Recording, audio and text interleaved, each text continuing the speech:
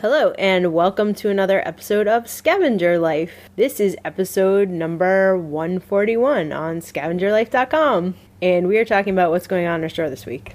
Cool. Cool, here we are. Yeah, so, we want to welcome you. You are listing and packing companions. Yes, because we know that you're either packing your stuff that needs to go out today or you're listing. Yeah, I love to imagine that we're working with people right now.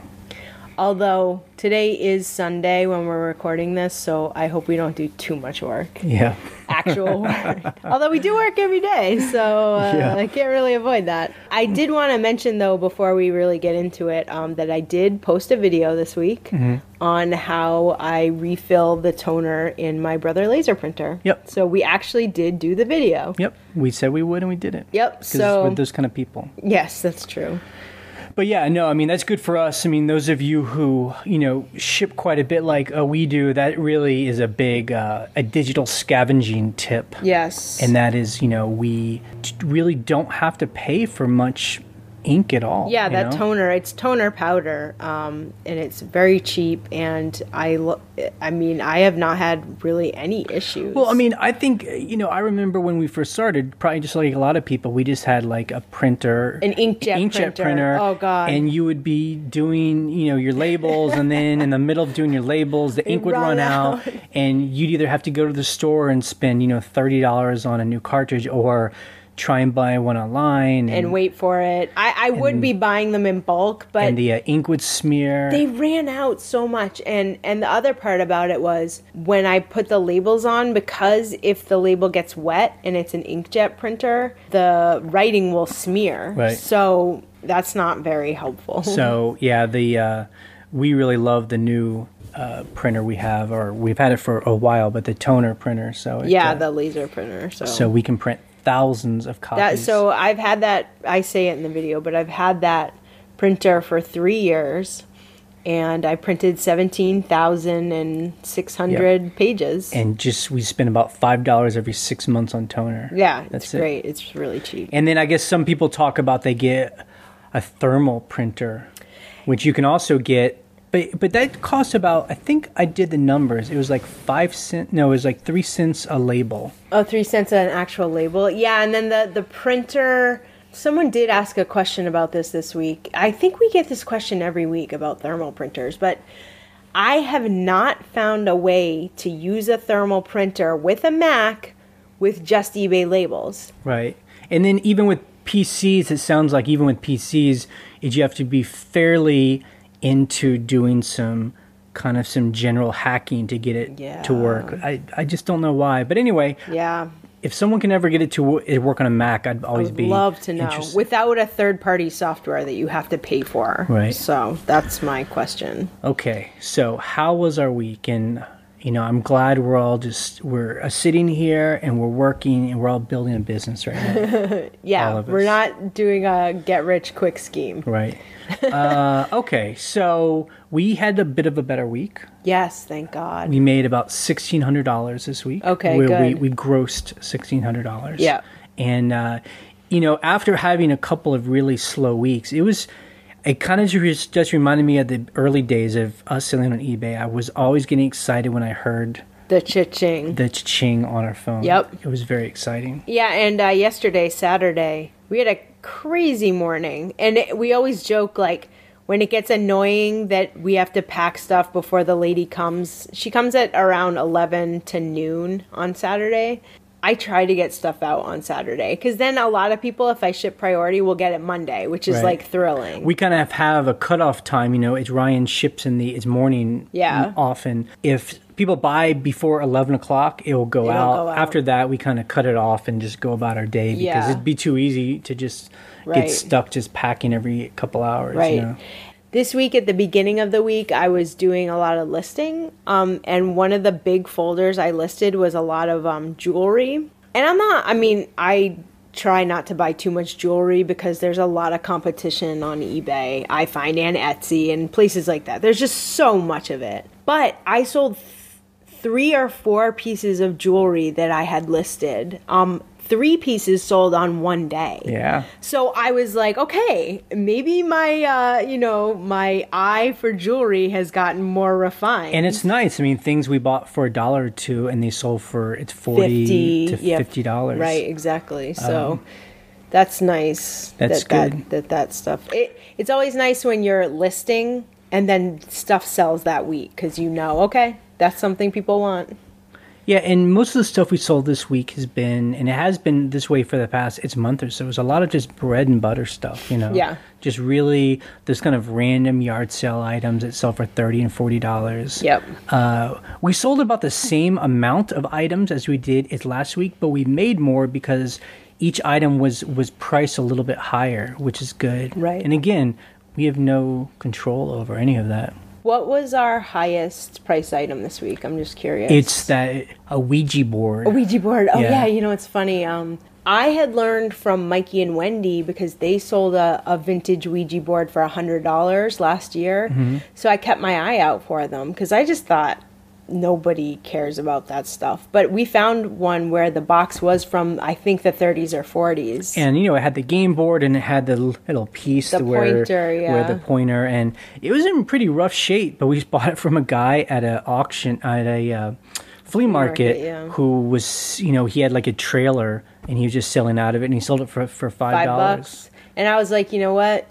I never thought someone would buy it for $180. $180. Yep.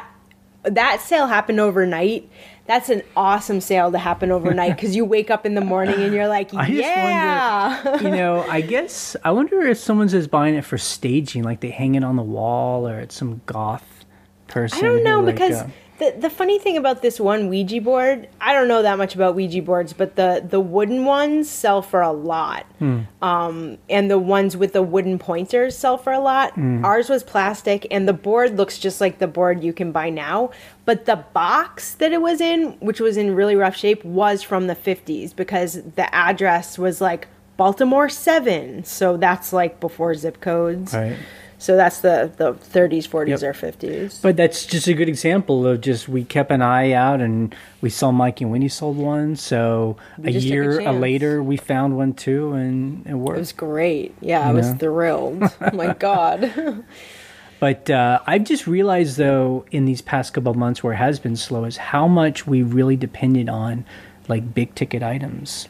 To make a lot of our money, to push us over into where we're really making much more than we need just to pay our bills, where we're actually making income and profit. Right. And that's because, man, we've been doing well for most of the time. It's this year selling things for over $100, $200. Like every week, yeah. Yeah, that really helps. So these past couple of weeks where we've kind of not had those sales, either, I don't know if people are just kind of saving up for Christmas time or... Yeah, it's been noticeable. You're like, wow, if we had sold 2 high-priced items, our week would have been fine, but it wasn't. But it really does kind of change the equation. Yeah, it does. Well, that's good because that means it is worth it to take a chance on higher-priced items because it brings your averages up every week and every month. I think, too, I just wanted to put out there and ask, every week we've been talking about our own numbers, and we actually post them on the blog at scavengerialife.com, and... we just do that more because when we were new, I think that would have helped me to see a seller and to try and gauge what's possible. Because, when you see these videos on YouTube, they even put in the title, like, I just found $17,000 of inventory, and oh my God. Yeah, me too. I think it's tough. So I guess the reason why we want to talk specific about our own numbers is because we like to talk about what actually sells. Right. If you put in the kind of work we put in, how much you could make. Right. And so I just want to see if that's interesting for people, because if this part of the podcast is boring, we can just cut it out. I mean, we don't need to do this. Is it helpful to hear us talk about our numbers? Because we pretty much open with that every week. Is it just boring because it's like too much info and it's like our own business, so why share that? So. You know who I've been checking up on is Martin from Things I Find in the Garbage. Yep. I was looking at his blog this week because it's like one of the best blogs ever. And he's the one we interviewed where he's in Montreal, and he just gets stuff out of people's trash in front of their home and sells it. And he started to put his numbers up. And that's garbagefinds.com, the blog. And he keeps track of how much he makes on eBay every week, which is cool. And it's awesome because I forget when I look at his numbers that he gets it all for free. Yep. So that's what's so awesome about his process is you're like, oh, this is all pure profit. He's such a young punk. He could make so much more money than what he makes. But he's getting there, I think. He lists handfuls at a time. He does pretty well. I don't think he needs to make a lot. Right. So, and that's great, I think that's what eBay is great for. You can make as much as you're going to need. So he doesn't need as much as we do because he doesn't have a mortgage. Right. He just lives in an apartment with a bunch of other punk kids. Right, exactly. But of course, our vision for him is he sells more, sells it for more money, and then buys a little bungalow in Montreal, and then has us up there for guests. That's right. That's my dream. We're like the old people who are like telling him what he should do. Yeah. But those kind of things, and I also like it's Ryan Grant over at onlinesellingexperiment.com, right? Yep, .com. And he puts up his monthly numbers, and he does. He's very detailed, right? He's an accountant, or he went to school as an accountant. Yep. That's right. So he's got exhaustive it's numbers, and I'm not into the kind of business he does because he sells a lot of retail arbitrage. Right. But I love that he shares his numbers and talks about his mistakes. And, those are the people that we are really attracted to because you can just really see right up front, how does this work, Well, and I feel like... what kind of risk? When you're doing your numbers, and I'm very guilty of this because I don't like to look at the numbers, and Jay forces me to look at the numbers, but it does make me feel better eventually. But... it's more sustainable because then you're really knowing what you're working towards. So do you not like to look at the numbers because you're just kind of afraid, like you don't want to know? Yes. Yeah. Exactly. I think a lot of people are like that. You know why? Because I'm afraid that I won't have enough to pay my bills, and I don't want to know, which is so stupid. That's like actually worse. That's why people end up in bankruptcy because they're like, "How did I get in $50,000 debt?" Oh, I know. Or it's like the people just like, "I don't want to go to a doctor because I have cancer. I just don't want to. I don't want to know." Yep, I think that's a normal. You gotta know. A normal feeling. But what's great is like when I look at our bank account, most every time I'm like, "Oh, there's a lot more money in there than I thought." So that makes me feel a lot better. Yeah. Duh. I have to know because if not, because I don't do it. Well, so we will. It just makes me, because even if numbers don't work the way you think they do, it's better to know, and it's never as bad as you think it is. And if you're always keeping an eye on it, it never gets out of hand. Right. Because as soon as it gets a little bit weird, then you're like, okay, we need to stop spending. We need to list more. Yep.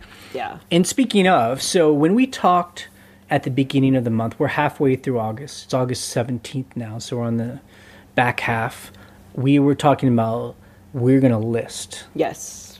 And so I did the... you've been keeping track of me? How much have I listed? Because we are going to do that. So it's the 17th. You've listed 157 items. What? Yep. That's way more than I thought I listed. And so we don't count a weekend, so we'll, give you a break. So it's it's listing 5 days a week. Okay. So we don't count 2 days a week. So that's because everyone needs a break. 10 days. So it's 14, a bit more than 10 days. So it's about 14 items a day. Right. It's your average. Right. And now I will say that there were many days I didn't list, but there were several days where I listed 50 things a day. But it's all about the average, Yeah, right. So it's good. I mean, 14 items a day is amazing. Like, if we could always do that. Yeah, we'd be doing really well. Well, that makes me feel better because I'm like, I haven't had that much time. Well, see, the numbers are good. I know. That's great. So my question for you is, I don't know if you want to answer this, but how did you get that number?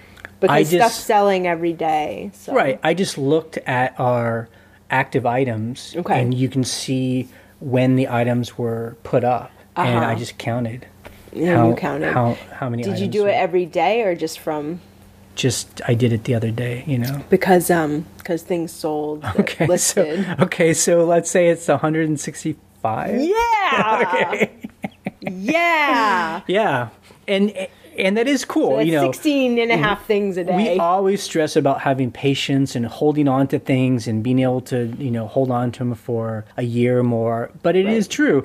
Things do sell right away. And some things do sell right like away. Like Ryan said, out of those 160 things she's put up, I mean, there probably 10 items have sold so far. Yeah. But then again, it's just a morning. We had a couple things sell that we've had for at least a year now. Yeah. But we bought them for $1, sold them for over a 60, so it all works out. Yeah, there's a funny story that I'll tell real quick. Was this one piece of thick plated glass with this chrome bar across it? It's a window for an old, antique automobile. It's like, a Model T kind of car. Yeah. It's just like the side window. Side, yeah. It's like those side windows that you open and try to get like a breeze in the side. Yeah, we were in Portland and we were just at like a yard sale and this woman was just trying to get rid of it. I don't even know if I paid $1 for it, but it was like $1. Yeah. And of course, it was quite interesting trying to research what the hell it was and what car it was for. I never found out what car it was for. I mean, it's really one of those kind of crazy items to buy because it's heavy. We had to ship it home. It's fragile. But it's almost like a challenge. Like it was just cool. I wanted to get it because it was a challenge. So a friend of ours that lives in our town is actually an antique automobile restorer. He restores MGs. So I sent him a picture of it and he's like, yep, I totally know what that is. And he showed me a picture of like an old car that had one. So I advertised it as such. And this guy in Australia wrote to me this morning and it was really funny because he was like, the shipping for this is as much as the item. The shipping was $50. This is global shipping. It's shipping. heavy. It's heavy plate glass with a thick glass, big piece of metal on it. I mean, this thing is heavy. Plus, I have to pack it and all that stuff. So he's like, "Oh, it's $50." And so what I did was, he asked me to remove the glass, which I don't want to do because I'm not going to sell the glass by itself. I don't want to damage it, whatever. So I said, no, I'm not going to remove the glass, but the great thing is that this is going to ship through Global Shipping Program, which is fully insured and fully tracked the whole way. And because I think they use FedEx to Australia, he'll have it in less than a week. So I said all that and I was like, he's never going to buy it. And then a couple hours later, he bought it. Yeah. So I think that was a good example of, when there's people complain about how much things are to ship, you just have to flip it on them. Right. In that, just to remind them of like the tracking, the quality, the insurance, all that. And that they should be willing to pay for that. And especially on an item like this. It's so kooky. We got this from some yard sale in Portland where the person didn't even know what it was and sold it to someone in Australia that happened to have this vintage American vehicle. A 1925 Dodge. And this is an original part that, you cannot buy. You cannot get them. And so it's just funny to me that someone like that who understands the rarity of an item like this, and it's in pristine condition. The glass is not scratched. It looks beautiful. For someone to complain about that, you're just like, really, buddy? Well, it's going on the other side of the world. Those are the fun stories for us when we sell those kind of rare items, is that you can feel like you're actually connecting people to the right items that they just couldn't get. And that's versus if we were selling like, Cocoa Puffs where you're just like Cocoa Puffs Crunch. Yeah. So everyone's got to make their choice of what they want to sell. So I wanted to ask you, you have been listing a lot. Yes.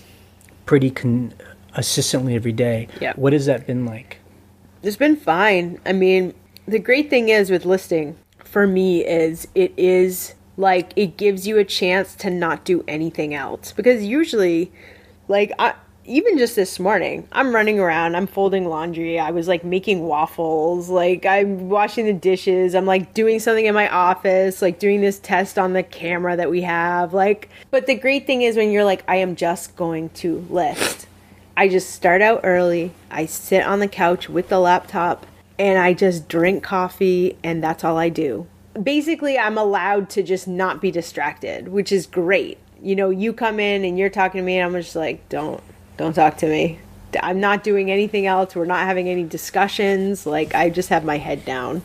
I like that. Yep. I like that I have time to do that. And then when stuff sells, you're like, that's awesome. That makes me feel like, okay, I listed something that people wanted and I made money. And just so it's clear, so you're doing the listing while I, at the same time, was on the other side of the room, and I've been taking photographs. And writing titles. Right. And I've probably done about as many as you've done. Yeah, I think, my God. Yeah, you've done about 150. Yep. Because, we have so much of everything. I mean, we could do this all day long and not kind of keep up, but it's good. Right. Ultimately, the only thing that matters is what's up on eBay. And so, again, if you're new hearing this, or if you aren't, this is what you got to do. Like, you got to put your head down. And for us, the one reason why we're focusing so much is that at the end of August, the 31st, we're going out of town again, and we're going to be gone for 6 weeks. Yeah. So we could conceivably list from anywhere. I think I will be listing. And that's one reason why we do it this way, where I take photos and then write the titles and stuff on Google Docs, because that way it can go anywhere it's with us. So during those 6 weeks, if Ryan has the gumption to do so, you could list stuff. Yeah, I think I did this last year too when we were in Amsterdam. I mean, you're in this like world-renowned, amazing city, the most amazing museums. It's totally beautiful. And I am listing on my laptop, you know. But the good thing is we always, when we're visiting a place like that, we make the time during the night or the day to do stuff. But I really do like to work. I am not a good tourist. Like, I like to be in a city. I like to sit at a cafe with my laptop and do work. I think a lot of people our age who are into technology and computers understand that. Like, they're like, yeah, of course. Like, what else would I do in Amsterdam, Right. Well, there's lots of things to do in Amsterdam, but but when we do go out of town is like this, we don't assume we're going to have to do any work. Right. So that's why when we are at home and we're aware that these times are coming, we just sit down and focus, and that's how we can float. And we expect to make as much money during that time we're gone as we usually do when we're here. Yep. So, and when we do go out of town, we will put our store on vacation and change our handling time. That is now the only way to do it. That's a real key difference these days of changing the handling time, is to tell people it's going to be 6 weeks before they get it, because if you don't, you get defects for not shipping during your handling time. Right, and that's something we never had to do. That's what the defect thing. Yeah, so that's new. We'll talk about that in a bit. Yeah. The other thing I wanted to ask you about what you've been putting up. There are a couple of days where you were putting stuff up for crazy high, like $3,000, which is higher than we've ever done before. Yeah. And some of them are even being watched. And this is part of our experiment of how expensive of items can real people buy. Tell me about this. Yeah, so one of those items was from James's collection. All of those items were from James's collection. One was a Louis Vuitton vintage custom-made briefcase.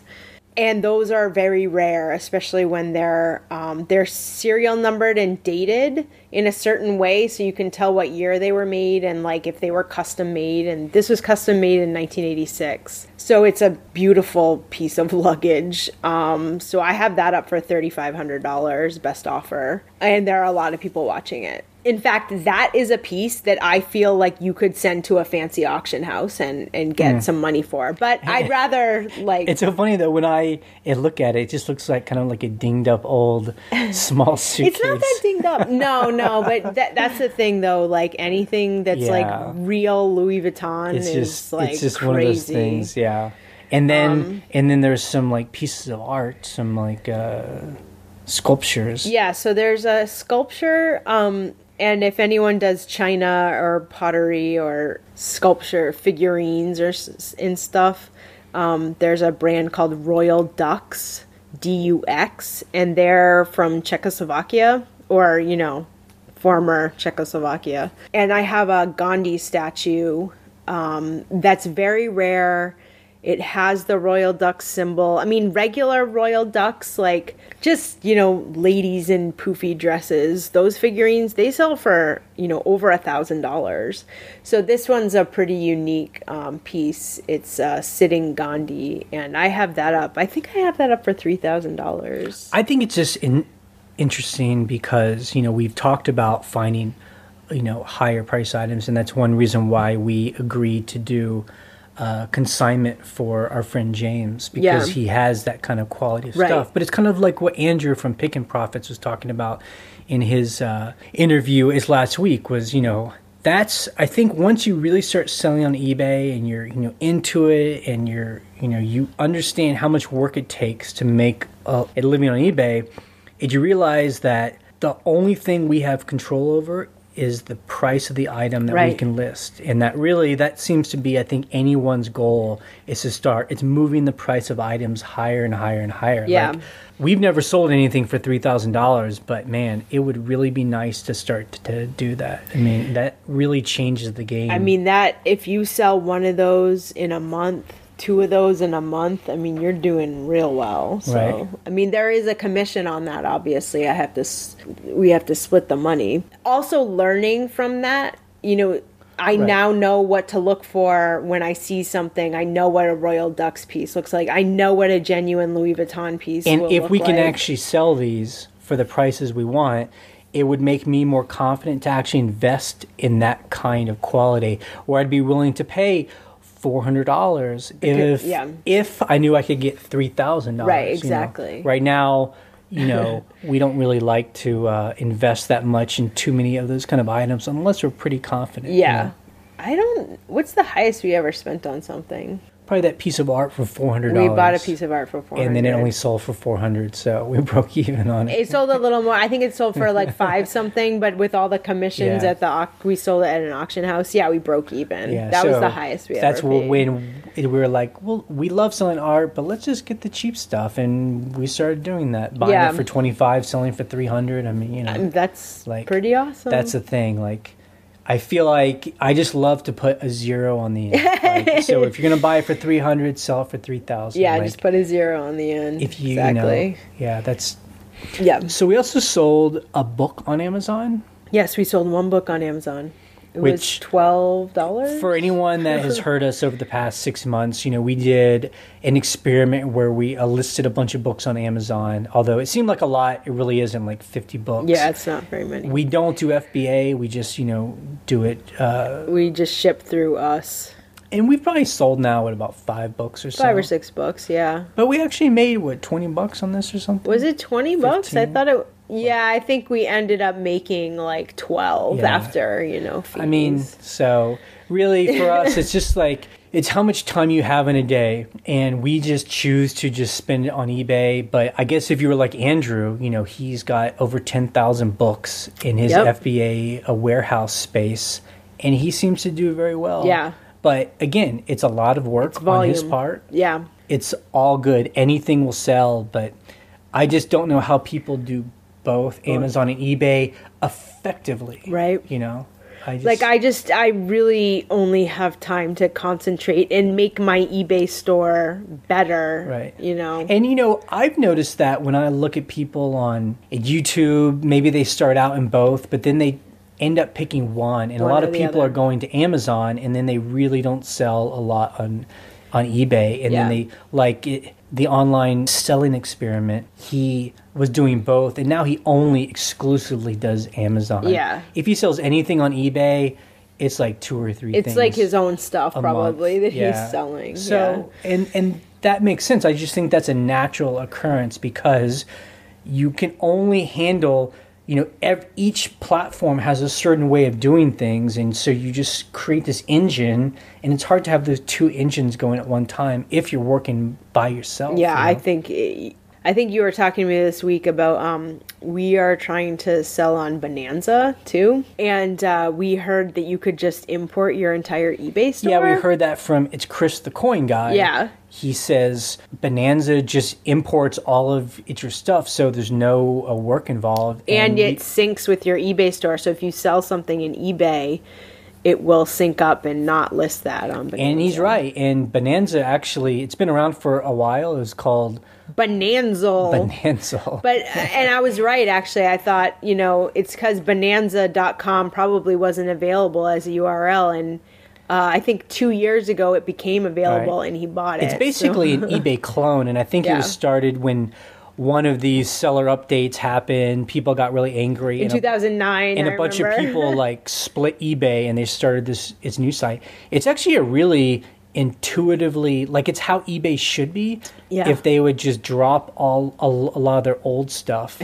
But we haven't sold anything there. No, it's not costing us anything, and we hear in the holiday time things might sell. We'll see. Well, and why I brought that up was you were chatting me on the computer, and you were like, go check this thing out at Bonanza and make sure you can advertise on Google Shopping, which you can they take a higher commission. They take a 6% commission, I think, if you advertise on Google Shopping. And I was just at first I was like, I can't concentrate on another platform. I just have to do eBay. Although I did end up going in and fixing a bunch of stuff in Bonanza, but we're all about experiments, and so we're doing a Bonanza experiment. We'll do it through the holidays. If by January, not a lot has happened, we'll just drop it. I just think it's always funny when, I'll sell 20 things in a week on eBay, and I won't sell anything ever on another site, right? So I'm just like, I mean, and then I know there are the people who are like, well, don't put all your eggs in one basket. If you're only into eBay, then what if eBay does something and eBay's whatever? I'm just like, well, I get that, but I feel like if for some reason eBay didn't work out, we would just move somewhere else. I just think it's equally as bad to not be the best in at least one platform. Right. I think it's mediocre or being spread too much between too many platforms makes you not effective. Right, yeah. I see a lot of people put time into Etsy, but I rarely see people putting out numbers that make that amount of time put into Etsy worth anything. Right. It looks great. The site looks wonderful. Beautiful. To me, it looks more like Pinterest or people Pinterest stuff on. Yeah, people don't actually go buy on Etsy. They just go through Etsy to Pinterest cool photos because it's very beautiful and people have cool stuff. But I think in the end of the day, it's about a market, and people actually buy on eBay because there's more stuff, more competition, and they can find the best price. Yep. I agree with that. Although I would love, love, love to hear if there's anybody out there who makes a living on Etsy. Well, there's that one person who wrote on our blog a comment, and she knew someone. But what this person was doing was custom upholstery. Yeah. So you could pick a pattern and then order they would make you custom drapes. Right. And I heard, and I looked at her store. She actually sold a lot, you know? Lot, yeah. But people were willing to pay a lot too, and it was really, it was smart. It was more of a service than an item. Yeah, and that's definitely what Etsy started being. But I would love to know if people sold. But I've never seen a person stuff who just sells vintage items, just like people sell vintage items on eBay, make more on Etsy. Make more. Just the volume doesn't seem there. Yeah, I would love to hear. I would love to hear if there are people doing that. Okay, we also visited a coin and scrap guy this week. We had some silver and some old coins, and we don't know a lot about that stuff, but we're glad to learn. Yes, always glad to learn. So we did a lot of research online. Yep. And we even bought a little acid test where you can test, for gold and silver. Yeah. But we weren't really sure. Yeah. So we wanted to go and learn. Kind of like if you see on TV, you go to one of these guys and they're going to sit down with you and look at your stuff. And so I asked a friend that's into this stuff, and he told us a local place at the town next door. Yeah. And it was a horrible experience. The guy was the worst bad businessman I've ever seen. It was so bad. You know what, though? It totally reminds me of when we went to that fancy auction house a couple weeks ago. Right. And the guy was the same way. This guy owns a high-end auction house in Washington, D.C., and he was basically a dick. Yeah. And same with this coin guy. He kind of just glanced at our stuff. He basically just gave us a price just for the price of the scrap. The scrap silver. He wasn't interested in what kind of coins, they were. Whatever. He was basically like one of those guys that works in like a cheap motel that has a sign that says "We buy scrap gold," and he buys it from like the tweakers that come in who steal their grandma's jewelry, who are just looking for quick cash, and he buys it, for not a lot of cash. And he even took a call halfway through talking to us, and I just boxed everything up and walked away. I mean, he took a call. This is how rude this guy was. He's sitting there talking to us. He doesn't say, "Oh, wait, hold on, I just need to answer this." He just takes the call and leaves. And we just sit there for like 10 minutes, just like, he's not coming back. We didn't sit there that long. We didn't sit there. It felt like that. We sat there 2 minutes and walked away. You were like, F this guy. So anyway, yeah, that's just more... I think when we started to run our own business, we start to notice that when we're going into another businessman's area, it's like we just see the different ways that people treat their customers, treat themselves, treat their customers. This is not a good. So we're actually, I think I'm going to try and find another place, just because I still have a lot of questions about some of these pieces we have. Like when you look it up online, it looks like some of these coins might sell for a lot of money. But we aren't sure. I'd love to meet someone who would actually take the time to tell me. And, and you would just think if you have a store, you'd be into that kind of thing, like looking at stuff, Anyway. I think those two experiences where you're going to quote unquote experts has taught me that if we do enough research on certain things, it's like James says, you are either very close to those experts or you are the experts. Right. Like I felt like I knew as much about these silver bars as that dude. Yeah. I was like, wait, I actually know more than you because I know when these were minted and you don't even care about that because you just care about the scrap. I think too, that's the other thing. I have just one of those things about like the scrap hounds. I just don't have a lot of respect for him because there's no art involved. Yeah. This guy was just one of those guys. He didn't care what the item was. He was just like, is it silver? And then how much does it weigh? And how much is the price going? And that's it. That's all he cares about. It'd be cool if we just had a bunch of like lumps of silver, but we had like actual pressed bars, things and made out of vintage silver. Antique bars. Okay. You're done. That's done. Okay, so I'm going to link to this on the blog on scavengerittlife.com. It's a seller update that eBay had sent out. I don't know if a lot of people read this because I feel like it's got all the info that everyone's asking about what's going to be happening. I guess it's effective. Soon. I think it's effective on the 20th of August. Basically, they wrote kind of an updated FAQ talking about the after-sale experience that all sellers will have to deal with now. Mm-hmm. So all the things of if a buyer gets an item, what the buyer can do. And it's very detailed. And it's really, and it's all about the defects and the its returns and the no-hassle returns. It's really important. So please go and read it.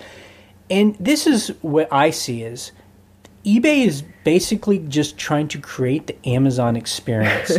And by that I mean, when you buy something on Amazon and you get it and you don't like it, you never have to talk to a seller or a person. Right. You just go into Amazon, it's your account under the item, and there's just an automated page where you can just return it, print out a label, you can give the reason why you don't want it, and it's done. Right. That's what eBay's doing. Yep. And sellers hate that. Well, eBay sellers hate that because eBay's always been like, you have a chance to talk to the buyer to get, why don't you like this? I mean, is it my fault? Is it your fault? Did I do something wrong? Can I give you just a partial refund and you can keep it? That happened to us this morning. Right. We all knew this was going to happen. So starting sometime in 2015, all returns will have to be hassle-free. Yep. So where it's going to be automated, where the buyer no longer has to talk to you. Yeah. They can just pick a choice. Print the label. And that's the other problem. I mean, those of you who sell on Amazon, I've read this in the comments of our blog, where there are forums that teach you how to take advantage of the Amazon return policy, where you never have to pay to ship anything shipping. Back. And it's kind of a scammy thing. And I just really, we only had a couple instances where that's happened to us on eBay, but I really hope that that's not what eBay is inviting here. Right. eBay says that they're going to allow this soon, where if someone returns something to you through the automatic returns, and they can say it wasn't my fault, so the person who sold it to me should pay for everything. Right. You can then open a case against the buyer. Which you can't now. You can't do that now. Right now, the buyer can only open a thing against us.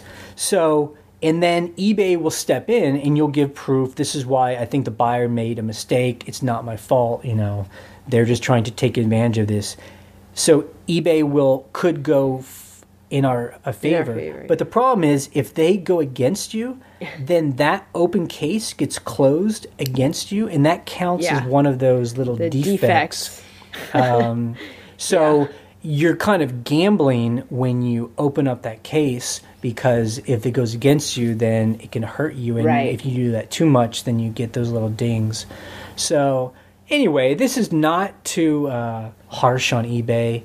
Welcome to eBay. I mean, this is what it's been like since we started in 2008. Every year there's something new. They're kind of tightening it, and it seems like it's always trying to tighten the whole system. And the way we think about it is, lots of people are just going to drop out, and there's going to be fewer people selling on eBay. Which is good for us. Yeah.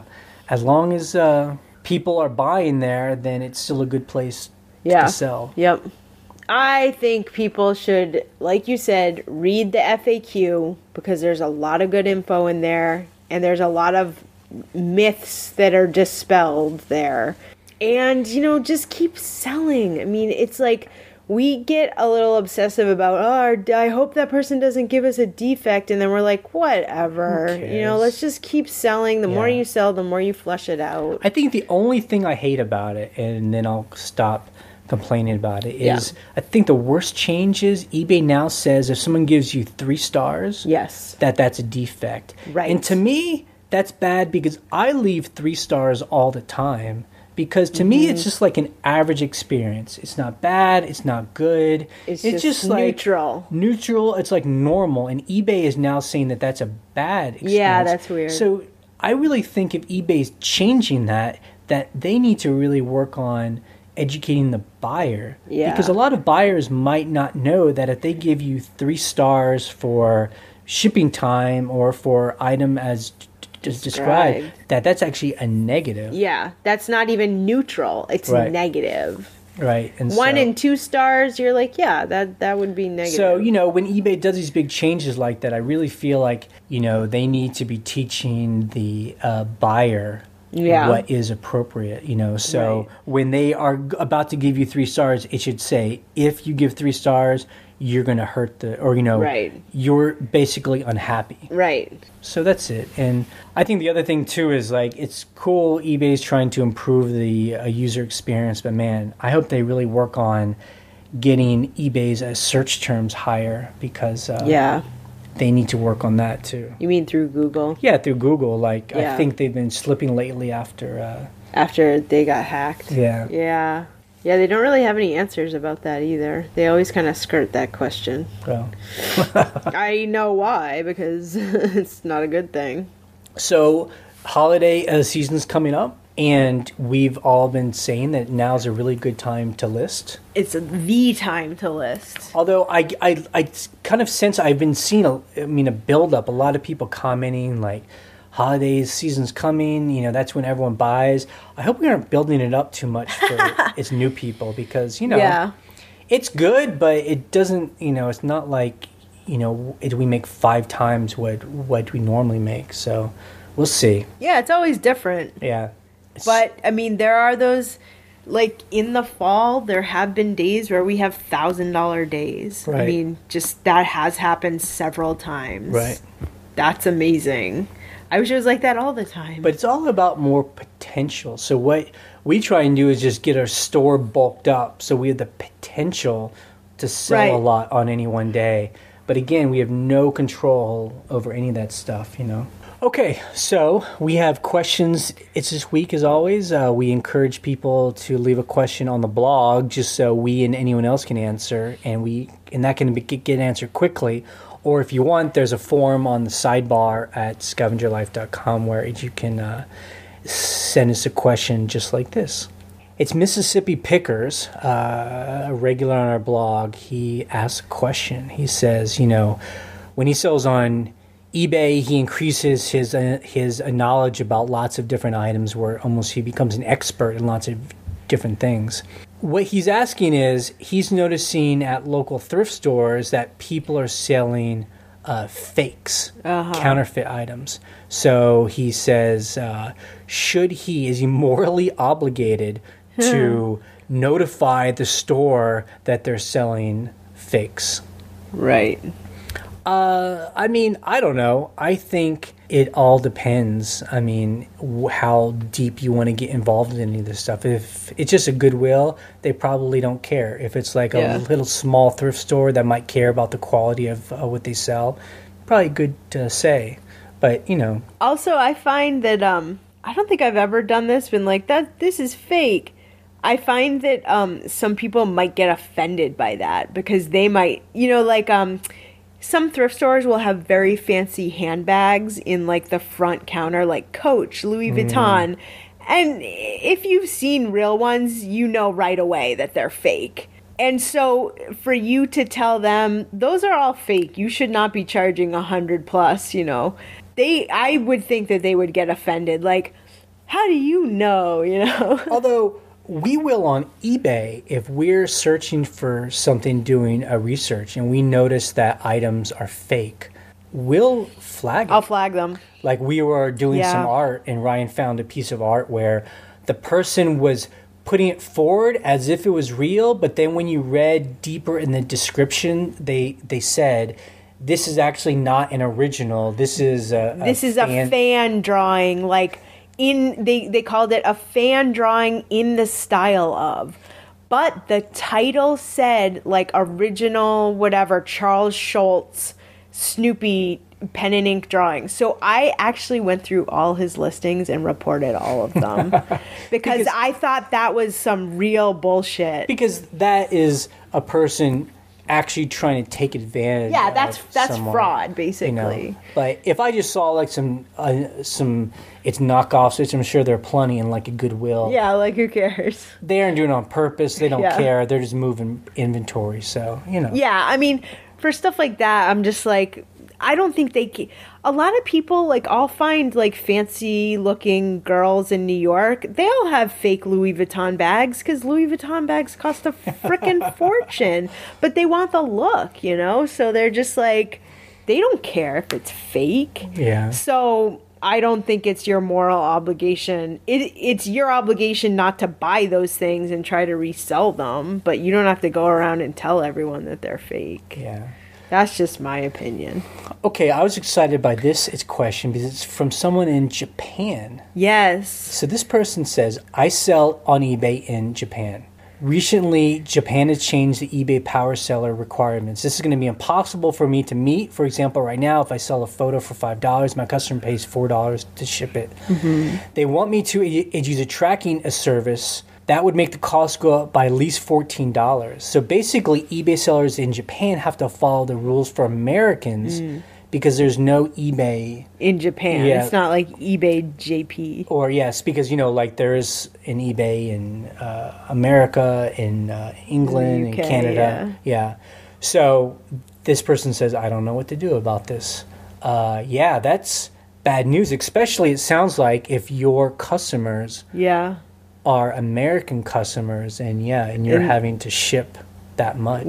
With tracking, and the tracking costs a lot more. Here's the answer, and I think that's what a lot of us in America are dealing with. Yeah. eBay's making it so difficult to become a top-rated that a lot of us, or I know we are, not really worrying about being top-rated anymore. I mean, we'll do the best we can. We're going to get the best service we can, but we cannot waste mental energy worrying about all those percentages of what they want to do. Yeah, I mean, if you're selling, like, it looks like you're selling photographs or postcards or things like that, and you're doing it with just regular stamps and they get to people and whatever, that's really good. Just keep doing that. Just keep doing that. So maybe no longer you'll be top as rated, but you'll keep your customers. Because of what you're trying to say is people will not buy them if they have to pay $14 to ship, then what's the point of trying to be top rated seller if no one's going to buy from you? Right. So I think that's what a lot of us have to deal with. It's kind of like being in high school. It's like being top rated. It's like you're popular. You're on the cheerleader team or something. It's like, who cares? Like, we come in and out of top rated throughout any 12-month period because we don't ship on time because we're out of town or it's whatever. We sell almost just as much. I've really never seen our numbers go up or down because of that. The numbers move because I think of other things that happen in the economy. So I just wouldn't worry about it. And I asked this person who is selling stuff in Japan, I would love to see you post more to the blog because I'd love to learn more about what you're finding. Like, are you finding photographs, like Japanese photographs? Yeah, I would love to know what you sell. Yeah. I always think it's fascinating to hear people in other countries besides the UK who have their own eBay are selling. Right. Because, we know about Japan through eBay because there are those companies who buy from American eBay and then they ship it back to Japan. Yeah, so, there's like services in Japan. And it seems like a lot of these buyers are trying to buy like Americana, but I'd love to know what you're finding in Japan and selling to, I assume, Americans or Europeans. Yeah. Yes, please write back, or whoever you are. Email us. Maybe we'll do an interview if you're interested. So the next question is, I recently updated to the new storefront and my traffic dropped off a cliff. This seems to be a problem with many sellers. How long will this last? Well, first of all, I will say those two things are probably not related. Yeah, I don't know. This is one of those loaded questions that would end up on the eBay community, and the eBay forums. Yeah, I mean, I've never heard of anyone else having that problem. I myself have not had that problem. We changed our storefront several months ago, 3 months ago. Yeah, I did not have a problem. I mean, we didn't see our traffic drop off a cliff. It has become slow this summertime later on, but I don't think that has anything to do with our I think it's just eBay and the economy in general this summer has been dead slow. Yeah. And I don't think it has anything to do with you changing your storefront. I think if anything, I don't know. I'm kind of buying into the idea that eBay needs to ramp up its relationship with Google so it shows up higher in ratings. I don't know. It's something. But just when people, if you're going to make an assumption like that, you really just need to back it up with like real evidence. So in this case, someone says, I did the new storefront, my traffic dropped off. Okay, go back. eBay allows you to go back to the old format, go back to the old storefront, and then see what your traffic is like over the next 2 or 3 weeks. And if it's a lot, it's better. Like if it ramps up like crazy, then I guess that would be a good indicator. But if it's also slow, then it's just slow. Like we said, it's just slow. Okay, Rick Mack asks, any ideas on how to clean cardboard boxes such as those that collector plates come in? Now, the thing that I was thinking is a lot of those boxes usually are just like dusty and kind of grimy, and you would use like a microfiber cloth to dust them off and get some of that dirt off. But that's all I could think of. I mean, you don't want to really get those wet because they're cardboard. So yeah, I mean, we've bought things that are in its box, and normally we just say box has wear because it's been in the barn, it's been in someone's closet. Yep, box has wear. Yeah, I mean, other than just wiping it off, it's for dust. You can't really clean cardboard because if you use a liquid, it starts getting wet, and so. And most people, I don't know that much about collector plates, but I find most people don't really care that much about the cardboard. They just want to know that the item inside is in pristine shape. Exactly. You know? Okay, the next question is from Just a Guy. Just a guy. Okay, and he says he basically asked if we've ever had a credit card charged back from a buyer through PayPal. And this is one of those things, and this has happened to us a couple times. Yes. So this is where someone buys something on eBay. Yep. And then you get this weird email from PayPal, not from eBay, right, but from PayPal. And this is like a couple months later. Saying that the buyer has called the credit card company and said that there was a fraudulent charge or something. Yeah. And then the credit card grabs that fee, and then PayPal grabs that fee from your account, and then it's held while they try and figure out what's going on. Yeah. And so the great thing is, if you shipped that item and have tracking and have proof that it was delivered, I even had proof of positive feedback from these two people. And I called PayPal. I gave him all that. And he says this too. He called PayPal, gave him the tracking, and they released that money right away. Yeah, I mean, and that's the thing. Like, we always encourage people to call either eBay or to call PayPal. If there's a problem, yeah. And, you know, again, as long as you're doing things in their system, right? You know, we've always had good experience with that. Yeah. I mean, it tracked, it got delivered. 3 weeks later, we got a chargeback. Like, PayPal's like, that's crazy. I mean, they're like, of course you did everything right. And then they give us our money and then they go handle it, you know? Yeah, so. And a lot of times it's like, I think one time it was, you know, the person's kid grabbed their credit card and bought a pair of shoes, and then the parent was like, I didn't buy these. Calls the credit card company, and they're like, you know, they have no record of it because their kid hid it from them or something like that, you know. So it is PayPal seller protection. It's you being like, I even got positive feedback from this person, you know. And that's just why we do have to talk about the positive about the eBay changes of the past couple of years, and that's the being able to insert tracking. You know, that stuff helps us more times than it hurts us, because you can prove when it got shipped, and the buyer and eBay can see where it is along that line. Yep. And they will side with you if it says delivered to their, you know, zip code and address. Yep. That's happened to me several times. Yep. And then the last thing is not a question, but we just want to say hi to Gordy. He wrote us several emails just talking about a thermal printer. A thermal printer. And we had just talked about this on the podcast. He says it was tricky. He had to figure out Java and configuring drivers. Yeah. But he says it was worth it. So, I mean, that's...